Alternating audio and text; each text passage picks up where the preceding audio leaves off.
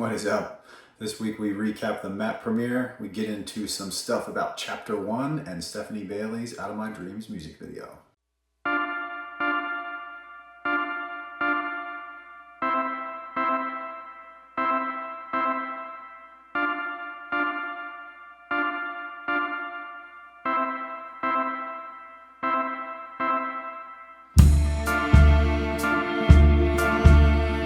So this is week 70, issue 76 of Jinx Films Weekly. I'm not sure how many videos it is, but this is the first time I'm ever going to have kind of mention things negatively.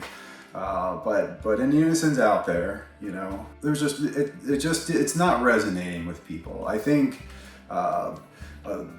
it's up to the point of saying, Jeff, it's a bad movie, and Unison was a bad movie, and a lot of people think that, and that's completely okay. That's 100% their right to. I'm not gonna get defensive and say you're wrong. I could never say that, but it will find its audience. I think a lot of people are just confused about a lot of it, and some of the technical mistakes and some of the way things you can hear or shot are frustrating. Acting, of course, is subpar. There's a lot to not like about In Unison. You could say that you either need to be really high on mushrooms or some astrophysicist to get it. And I will say that In Unison, without a doubt, is something that I knew would be just one of those stoner movies. Just let's get high and watch In Unison. It didn't connect with people in the sense that I thought it would. I don't have that skill set yet. It's a fact that what I wanted to achieve within Unison is hundreds of millions of dollars probably in advertising and investing and stuff. It's not going to find its home on a Blu-ray out there. I was skeptical to put it into festivals. It's a very rough movie, but it's not going to be widely accepted as something that a safe movie would be accepted on the level. So everyone has been courteous and just congratulating that it's over. It's a difficult film to swallow, and I'm not even. Here's what I'm about to say. It's not negative. Here's what really happened. So I've been beating myself up a lot over this past week, kind of thinking, man, it just released a stinker and it was a dud, and this is blah blah blah. And what actually happened, and what I needed to I own obviously is all the negatives that come with that movie. But what we'll have to realize is that it was screened by a handful of people, also emotionally attached to it, trying to figure out what's going on and can't see that haze a little bit. I think there was maybe 4 or 5 complete strangers to it all together. But what I have to realize is that what we made in Unison is a little bit of something I couldn't even imagine. Imagine 3 or 4 years ago, if someone said, you know, summer 2024, you'll have your movie out. I wouldn't believe it. I would have probably kind of laughed and said there's no way. But here's what happened. We made a movie from scratch. This was not a source material movie. This was not something diving into a specific what genre can we fit this into? I think what I'm proud about this is whether you hate it or not, or whether you think it's an awful movie, I didn't compromise, all right? And you could kind of see the way my brain works now in Unison. Like, imagine being me. Yeah, it's fucking crazy. But I didn't say I'm gonna play it safe.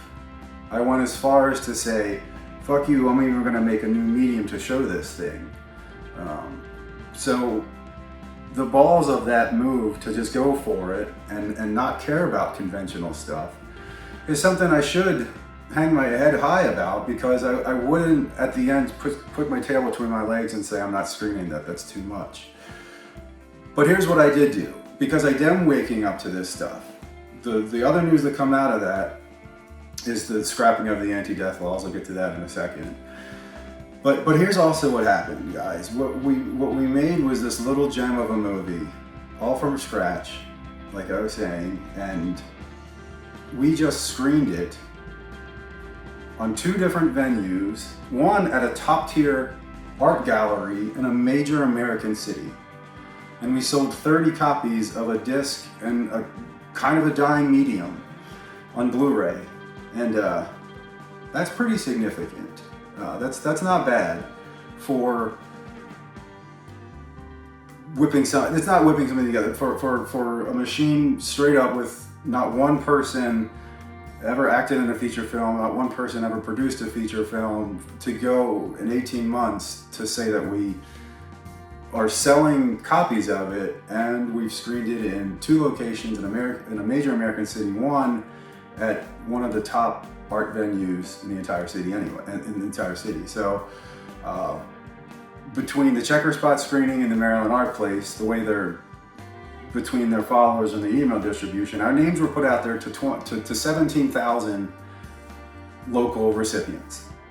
That also is something that came with those 2 screenings. So whether In Unison will ever be seen, it'll find its home. And the reason why I say that is because I can objectively look at In Unison and know what stinks and know what I like. But it's the movie that if I watched it at home and flipping through finding something, I'd be like, holy shit, what is this? There's people like me out there that watch weird movies like this and get fully intrigued and involved. It's not any of the audience that saw it this past weekend, and it's not gonna resonate with a lot of people. But like I said, this is a very, let's get high and watch In Unison. I am making no claims that this is some phenomenal, great fucking film and it needs to win all these awards. No way. All right, it was shot on an iPhone by amateurs for $15,000. If what I'm going to put out soon is like a spoiler full In Unison story where I just tell the story in like 2 minutes. And it's one of those things where if you fell in love with that little whipping of the story of it, I either saved you $30 from buying it, or you are intrigued and want to check it out after that with all full spoilers. But there's so many things layered in and detailed, it's going to take you more than one viewing to catch all the little stuff and nuggets buried inside that's just asking for clues. But anyway, no, that's the closest negative you'll hear from me in a capacity where it's on the show and in public and not worth harping over and then spreading it. So this wasn't necessarily a negative thing for me. It's more real. It's also going to be discovering how minimal my audience probably is that would appreciate In Unison. So runaway hit? Of course not. 2 screenings, people that had never heard of it before got enticed by it and came out. It happened, and that's not an easy thing to do in 2024 United States. Getting people out of their house on a Friday night to come see a movie that they've never seen before. I need to just realize that's an achievement. I don't want to know. Some of us don't care, some of us don't want to know. Some of us like it here and like what we knew before this happened. So why? Why are you telling us now? Why me? Feeling a little bit closer, getting back into the swing of things here. So we're getting into the Keep It Up segment. So Keep It Up has to go to anyone associated, cast and crew of In Unison. I get into a little bit of just how I feel and everything else a little bit later, but we did it, guys. The feature film was dropped on our anticipated date, and love it or hate it, the movie's out there. Viewer mailbag is going to go out to Diego. I met Diego through Target on the 2022 remodel together. He came to see the first time I was ever on a movie screen in April 2023 in Steven Zhu's Family Williams. Diego was there. He kind of showed up and surprised me. I was like, wow. And then he made it to the In Unison premiere, man. That was fucking awesome. So give Diego a look. He's a really great guy. Movie picks of the week, some stuff I had on. Puppet Masters 3 and 4. They were just really cool. The Professionals. This was the big thumbs up with this one. This was fucking really good. The Professionals was awesome. And The Missing. The Missing was very interesting. It had a really cool story behind it. So I gave that one a good rating. Casting and performance updates. If you haven't heard, Margaret McCabe-Janicki has had a role in Much Ado About Nothing, and it is running through, I believe, June 10th. I'll be going there to see her performance on June 8th, this Saturday, and to check her out. So Margaret's latest role, Much Ado About Nothing, she's climbing up there. Capital Fringe Fest, tickets go on sale June 20th. There'll be a link in the email. If weird theater is your thing, or just bizarre stuff, this is the Capital Fringe Fest. It is all theater, and this is the one where the play I'll be in, Existential People. The director is actually, he's confident in sellouts. The venue only holds 50 people or so, but he's confident in sellouts just because of his history. This isn't his first time there, so he has a history of it, and then knowing what generally tickets do sell. So a play with all nudity, he believes is a short sellout. So 5 performances over the course of July 11th through the 21st, and capacity 50. So yeah, come check it out. Be on the lookout for casting for Dylan's Chapter 1. We'll be making some casting announcements shortly on that. There's not many speaking roles. Dylan has kind of confirmed there's only 2, but I know he was interested in definitely some extras that we could rely on for some background stuff, and some extra crew if you'd like to inquire within. But Chapter 1 will be filming this summer, and then projected like a Halloween time release. And then we had a first rehearsal with Stephanie Bailey for her music video, and Jinx Films' first music video, Out of My Dreams. She's singing in a different key from the source material from Oklahoma. And we kind of went over the costume design. I'm going there to one of the exterior sets, Glasgow Park in Delaware, tomorrow to kind of get some lighting tests and things done as a pivotal scene in the music video. So be on the lookout for that. We are shooting June 15th. Before we get into the hefty bit of the news, Anti-Death Laws has effectively been scrapped, and there's good reason. So I'm identifying that my audience is so small, and that would also enjoy a movie like Anti-Death Laws. And the way I have it in my head, I can't afford the way Anti-Death Laws is supposed to look or give it credit to, because the story is very deep, and having just coming off of a very deep trip in a unison, I can't do that back to back, especially how dark Anti-Death Laws gets and how disturbing. And I don't think I can visit mentally a place like that for another 6 to 8 months and pounding out a script as deep as Anti-Death Laws. So I'm switching gears. And Anti-Death Laws, pulling the trailer offline, no more advertising that.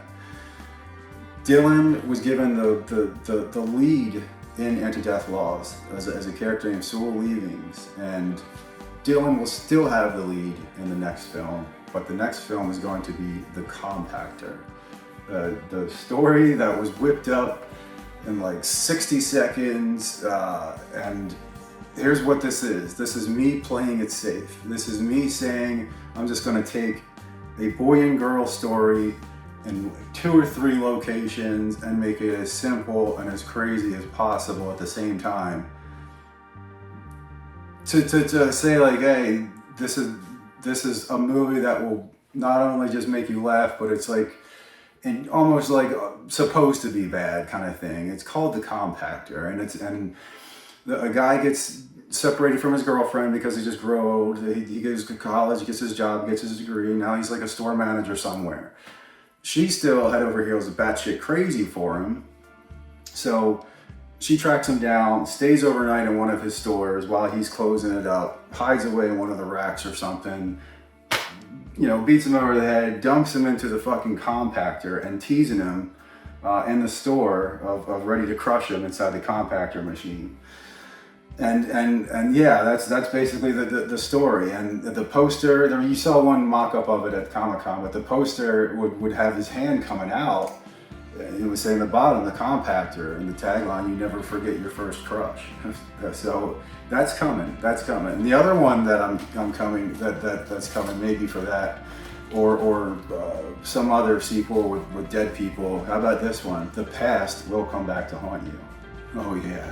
J. Jinx Films into the puns and bad horror, much more light than the anti-death laws. But more to come on that. There's not even a filming date set for that yet, so the compactor is still a bit of a ways off. So if we can focus on Chapter 1, Dylan's story, Dylan's first full-on movie original, and then shooting this 15th next week is Stephanie Baylor's Out of My Dream music video. So the first status with Stephanie, we went really well. We went over some costume designs, kind of went over like what's next. So while it's still being orchestrated, I've still got to put kind of a storyboard together for her. So I'm probably not going to shoot it on an iPhone. So I'll shoot it with a standard camera and do some of the lighting tests tomorrow. So that's going to be a really fun day. She's got some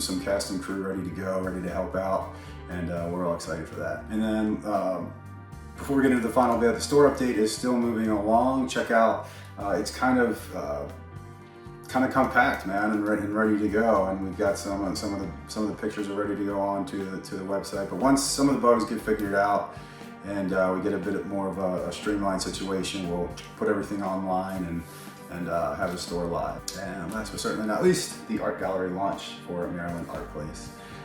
It was an awesome night.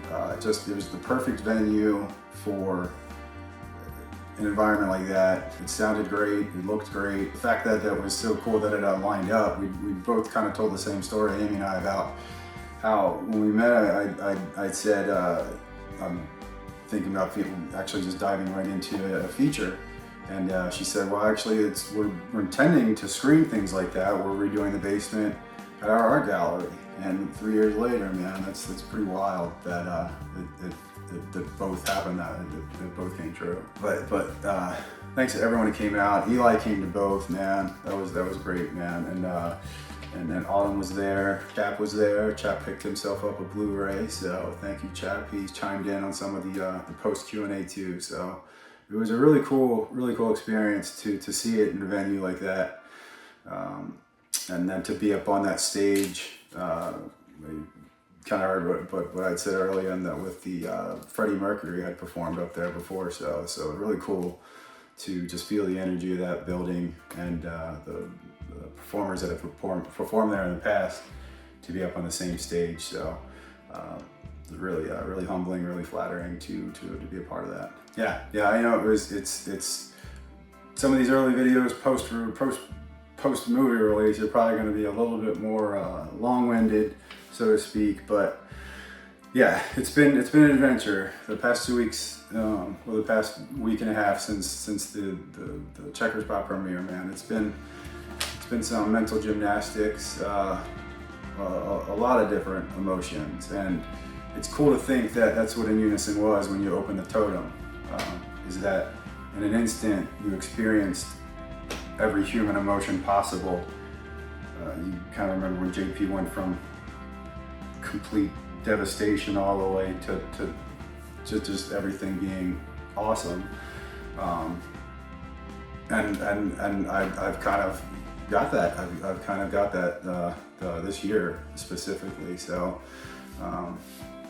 I thought it was also really crazy how the equipment failed in the movie at Checker Spot, and art, what is it? Art imitating life, imitating art, imitating life, imitating art, or something like that. But stay tuned for more videos. I just want to keep isolating a lot of good things that came out of all of the experiences, and especially start releasing more behind the scenes, and really start showing you guys off.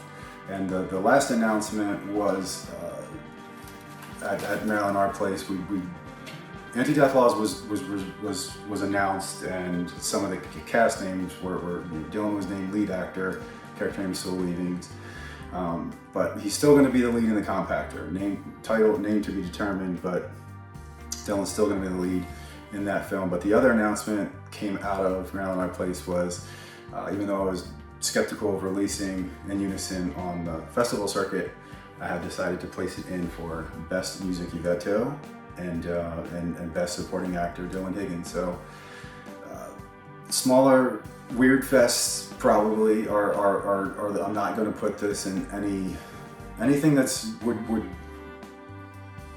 beyond my grade. You know, I know what I have. In Unison is bound to find some people that really think it's cool and it's good and it's worth exploring. And there's a lot of lore already out there. You know, the hard work is done for In Unison. All the little side stories and the preludes, they're done, and they're all attached, and you can watch them all together, and they will line up. And if you wanted to pick either one, it's one giant story in these feature film and these 8 little tiny preludes. So it's really cool to see everything kind of buttoned up and In Unison going other places. And it's disc living potentially on shelves places. So couldn't have had a better unit, and we're gonna keep making these things, guys. And for now, see you next time.